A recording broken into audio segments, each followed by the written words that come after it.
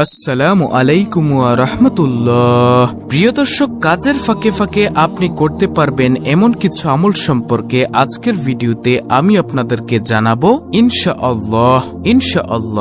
দর্শক, আজকের ভিডিওতে যে আমলগুলো আমি আপনাদেরকে বলবো, আমলগুলো এতই ছোট যে আপনি কাজের ফাঁকে ফাঁকে অবসর সময়ে, রাস্তা দিয়ে চলার সময় অর্থাৎ খুবই অল্প সময়ে এই আমলগুলো করতে পারবেন। আমলগুলো খুবই ছোট কিন্তু এর ফজিলত অনেক অনেক বেশি। কাজের ফাঁকে কিংবা অবসর সময়ে মানুষ কত কাজই না করে থাকে। কেউ গান শোনে, কেউ নাটক, সিনেমা কিংবা টিকটক জাতীয় মুভি দেখে সময় অতিবাহিত করে। কিন্তু এই অবসর সময়ে কিংবা কাজের ফাঁকে ছোট ছোট অনেক দোয়া ও জিকির আছে যা পরেও মানুষ প্রশান্তি পেতে পারে। আর এসব জিকির ও দোয়ার ফজিলত, মর্যাদা এবং সওয়াব অনেক বেশি। বান্দার প্রতিটি আমলই আল্লাহর কাছে অনেক দামি। ছোট ছোট আমলও কিয়ামতের দিন বিপুল সওয়াবে পরিণত হবে। তাই ছোট বড় কোনো আমল ও সৎ কাজকে অবহেলা করা উচিত নয়। তাহলে চলুন একে একে প্রত্যেকটি আমল অর্থাৎ দোয়া ও জিকিরের কথা আপনাদের সামনে তুলে ধরি। প্রিয় দর্শক, কাজের ফাঁকে ফাঁকে অবসর সময়ে আপনি করতে পারবেন আজকের ভিডিওতে এমন 10টি আমলের মধ্যে সর্বপ্রথম নম্বর আমলটি হলো আল্লাহুম্মা ইন্নী আসআলুকাল আফিয়া ফিদ দুনিয়া ওয়াল আখিরা। অর্থ, হে আল্লাহ, তোমার কাছে আমি দুনিয়া ও আখিরাতের নিরাপত্তা ও সুস্থতা কামনা করছি। সুবহানাল্লাহ। প্রিয় দর্শক, দেখুন কত সুন্দর একটি দোয়া। আল্লাহুম্মা ইন্নী আসআলুকাল আফিয়া ফিদ দুনিয়া ওয়াল আখিরা। হে আল্লাহ, তোমার কাছে আমি দুনিয়া ও আখিরাতের নিরাপত্তা ও সুস্থতা কামনা করছি। সুবহানাল্লাহ।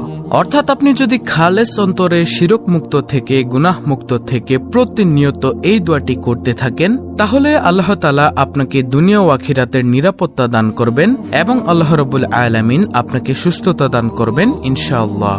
তারপরে প্রিয় দর্শক, কাজের ফাঁকে ফাঁকে অবসর সময়ে আপনি করতে পারবেন আজকের ভিডিওতে এমন 10টি দোয়া ও আমলের মধ্যে দ্বিতীয় নম্বর আমলটি হলো লা ইলাহা ইল্লা আনতা সুবহানাকা ইন্নী কুনতু মিনাজ জালিমিন। প্রিয় দর্শক, এটি হচ্ছে দোয়া ইউনুস।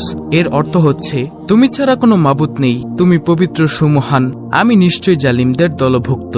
এর ফজিলত হলো দৈনিক একবার দোয়া ইউনুস পড়লে পদমর্যাদা সমুন্নত হয়, আল্লাহ তার রোজি রোজগারে সমৃদ্ধি দান করেন, দুঃখ, যন্ত্রণা, পেরেশানি, অশান্তি ও কষ্ট প্রভৃতি দূর করেন, তার জন্য সবসময় কল্যাণের দ্বার খুলে দেন, শয়তানের প্ররোচনা থেকে তাকে রক্ষা করেন। সুবহানাল্লাহ। তারপরে তৃতীয় নম্বর দোয়া ও আমলটি হলো সুবহানাল্লাহি ওয়া বিহামদিহি সুবহানাল্লাহিল আজিম। অর্থ, মহান সেই আল্লাহ এবং তারই সকল প্রশংসা, মহান সেই আল্লাহ যিনি সর্বোচ্চ মর্যাদার অধিকারী।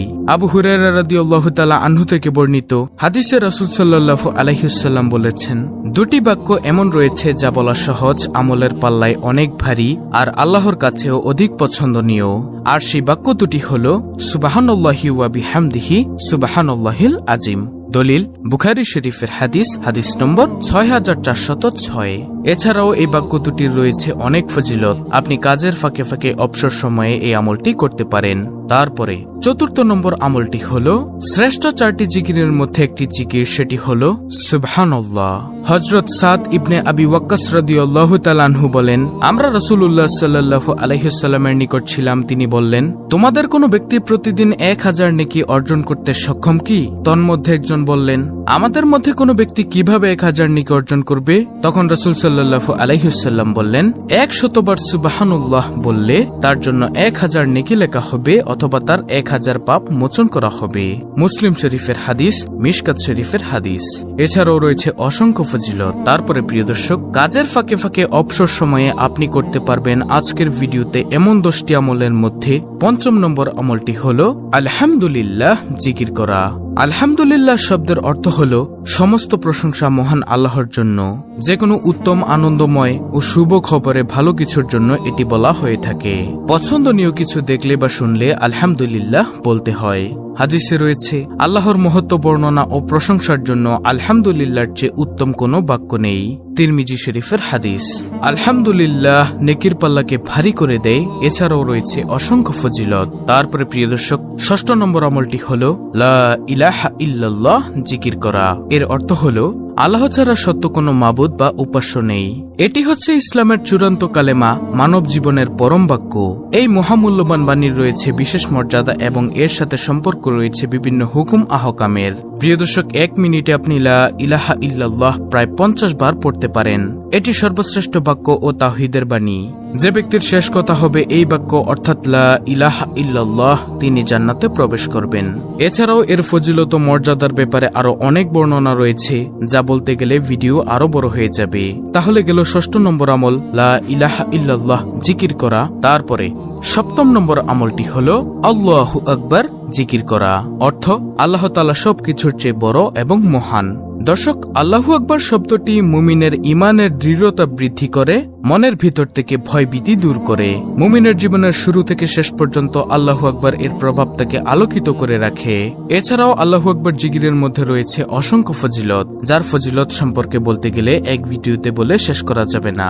তারপরে প্রিয় দর্শক, কাজের ফাঁকে ফাঁকে অবসর সময়ে আপনি করতে পারবেন এমন 10টি আমলের মধ্য থেকে আজকের ভিডিওর ৮ম নম্বর আমলটি হলো লা হাওলা ওয়ালা কুওয়াতা ইল্লা বিল্লাহ। দর্শক, লা হাওলা ওয়ালা কুওয়াতা ইল্লা বিল্লাহ এর অর্থ হচ্ছে আল্লাহ ছাড়া কোনো ভরসা নেই, কোনো ক্ষমতা বা শক্তি নেই। অর্থাৎ মানুষের ব্যক্তিগত শক্তি, সামর্থ্য, ক্ষমতা ও সাহস যত বেশি থাকুক না কেন, আল্লাহ তাআলা তৌফিক না দিলে তা কোনো ধরনের উপকারে আসবে না, এবং আল্লাহর সত্যতা সবকিছুর ঊর্ধ্বে এবং শক্তিধর বস্তু আল্লাহর সামনে একেবারে তুচ্ছ ও ছোট। এটি একটি গুরুত্বপূর্ণ বাক্য। এর ফজিলত ও সওয়াব অনেক বেশি। যখন মানুষ নিজের সক্ষমতার বাইরে কোনো পরিস্থিতি ও কাজের মুখোমুখি হয় যা সম্পাদন করা তার উপর কষ্টসাধ্য হয়ে পড়ে, তখন এই বাক্যটি পড়তে হয়। এছাড়া শয়তানের কোনো প্রতারণা ও আক্রমণ থেকে বাঁচার জন্য এই দোয়াটা পড়া হয়, অর্থাৎ লা হাওলা ওয়ালা কুওয়াতা ইল্লা বিল্লাহ। আমলটি করার ব্যাপারে হাদিসে অনেক বর্ণনা এসেছে। আবু মুসা আশআরী রাদিয়াল্লাহু তাআলা আনহু বর্ণনা করেন, রাসূল সাল্লাল্লাহু আলাইহি ওয়াসাল্লাম একবার আমাকে বললেন, তোমাকে জান্নাতের অন্যতম ধনভাণ্ডারের কথা কি বলে দিব? আমি বললাম, অবশ্যই বলে দিন হে আল্লাহর রাসূল সাল্লাল্লাহু আলাইহি ওয়াসাল্লাম। তিনি বললেন, লা হাওলা ওয়ালা কুওয়াতা ইল্লা বিল্লাহ। হাদিস নম্বর দেওয়া আছে। তারপরে হাজিম ইবনে হারমালা রাদিয়াল্লাহু তাআলা আনহু বলেন, আমি নবী সাল্লাল্লাহু আলাইহি ওয়াসাল্লামের নিকট দিয়ে যাচ্ছিলাম। তিনি আমাকে বললেন, হে হাজিম, তুমি অধিক সংখ্যায় লা হাওলা ওয়ালা কুওয়াতা ইল্লা বিল্লাহ বাক্যটি পড়ো, কেননা তা হলো জান্নাতের গুপ্তধন। বুখারী শরীফের হাদিস, মুসলিম শরীফের হাদিস। তো এটি গেল ৮ম নম্বর আমল। তারপরে ৯ম নম্বর আমলটি হলো আস্তাগফিরুল্লাহ পাঠ করা। আস্তাগফিরুল্লাহ এর অর্থ হচ্ছে আমি আল্লাহর কাছে ক্ষমা প্রার্থনা করছি। কোনো খারাপ কাজ করে পরবর্তীতে অনুতপ্ত হলে এই দোয়াটি পাঠ করা হয়। আস্তাগফিরুল্লাহ এর প্রধান ফজিলত হচ্ছে আল্লাহ তাআলার ক্ষমা পাওয়া। আমাদের প্রিয় নবী হযরত মুহাম্মদ সাল্লাল্লাহু আলাইহি ওয়াসাল্লাম তাদের জন্য সুসংবাদ দিয়েছেন, যাদের আমলনামায় অধিক ইস্তেগফার পাওয়া যাবে। প্রতিদিন আস্তাগফিরুল্লাহ পাঠ করা নবীজি সাল্লাল্লাহু আলাইহি ওয়াসাল্লামের সুন্নতের অনুসরণ, কারণ নবীজি সাল্লাল্লাহু আলাইহি ওয়াসাল্লাম দৈনিক কমপক্ষে ৭০ বার ইস্তেগফার পাঠ করতেন। তাহলে গেল ৯ম নম্বর আমল আস্তাগফিরুল্লাহ পাঠ করা। তারপরে প্রিয় দর্শক, কাজের ফাঁকে ফাঁকে অবসর সময়ে আপনি করতে পারবেন আজকের ভিডিওতে এমন 10টি আমলের মধ্য থেকে সর্বশেষ ১০ম নম্বর আমলটি হলো নবীজি সাল্লাল্লাহু আলাইহি ওয়াসাল্লামের উপর দুরূদ পাঠ করা। সেটা হতে পারে দুরূদে ইব্রাহিম, যেটা আমরা নামাজের মধ্যে পাঠ করে থাকি, অথবা সবচেয়ে ছোট দুরূদ সাল্লাল্লাহু আলাইহি ওয়াসাল্লাম।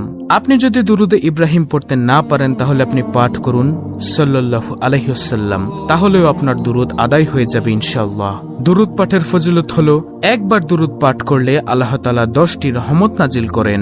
এ সম্পর্কে আবু হুরায়রা রাদিয়াল্লাহু তাআলা আনহু থেকে বর্ণিত, রাসূল সাল্লাল্লাহু আলাইহি ওয়াসাল্লাম বলেছেন, যে ব্যক্তি আমার প্রতি একবার দুরূদ পাঠ করে, আল্লাহ তাআলা তার প্রতি 10টি রহমত বর্ষণ করেন, তার 10টি গুনাহ ক্ষমা করে দেন, তার মর্যাদা 10 ধাপ বৃদ্ধি করে দেন। সুবহানাল্লাহ। প্রিয় দর্শক, কাজের ফাঁকে ফাঁকে অবসর সময়ে আপনি করতে পারবেন এমন 10টি দোয়া ও আমল ইস্তেগফার আমি সংক্ষেপে আপনাদেরকে আবার বলে দিচ্ছি। নম্বর 1, আল্লাহুম্মা ইন্নী আসআলুকাল আফিয়া ফিদ দুনিয়া ওয়াল আখিরা। নম্বর 2, লা ইলাহা ইল্লা আনতা সুবহানাকা ইন্নী কুনতু মিনাজ জালিমিন। নম্বর 3, সুবহানাল্লাহি ওয়া বিহামদিহি সুবহানাল্লাহিল আযীম। নম্বর 4, শ্রেষ্ঠ 4টি জিকিরের মধ্যে একটি জিকির, সেটি হলো সুবহানাল্লাহ। নম্বর 5, দ্বিতীয় নম্বর জিকির আলহামদুলিল্লাহ। নম্বর 6, তৃতীয় নম্বর জিকির লা ইলাহা ইল্লাল্লাহ। নম্বর 7, চতুর্থ নম্বর জিকির আল্লাহু আকবার। নম্বর 8, লা হাওলা ওয়ালা কুওয়াতা ইল্লা বিল্লাহ। নম্বর 9, আস্তাগফিরুল্লাহ ইস্তেগফার। নম্বর 10, নবীজি সাল্লাল্লাহু আলাইহি ওয়াসাল্লামের উপর দুরূদ পাঠ করা, যে কোনো দুরূদ। এগুলো আপনি কাজের ফাঁকে ফাঁকে অবসর সময়ে রাস্তা দিয়ে চলার সময় পাঠ করতে পারেন। ইনশাআল্লাহ অনেক অনেক সওয়াব অর্জন করতে পারবেন। দর্শক, অত্যন্ত গুরুত্বপূর্ণ একটি ভিডিওটি ভালো লাগলে অবশ্যই চ্যানেলটিকে সাবস্ক্রাইব করে পাশে থাকা বেল বাটন অল বাজিয়ে দিবেন। ভিডিওটিতে একটি লাইক দিবেন এবং কমেন্টে আমিন লিখবেন এবং অন্য মুসলিম ভাই বোনদের কাছে ভিডিওটি শেয়ার করে দিবেন যেন তারাও দেখে শিখে আজকের ভিডিওর আমলগুলো করতে পারে। আল্লাহ রাব্বুল আলামিন আমাদের সকলকে প্রতিনিয়ত উক্ত 10টি আমল করার তৌফিক দান করুন। আমিন।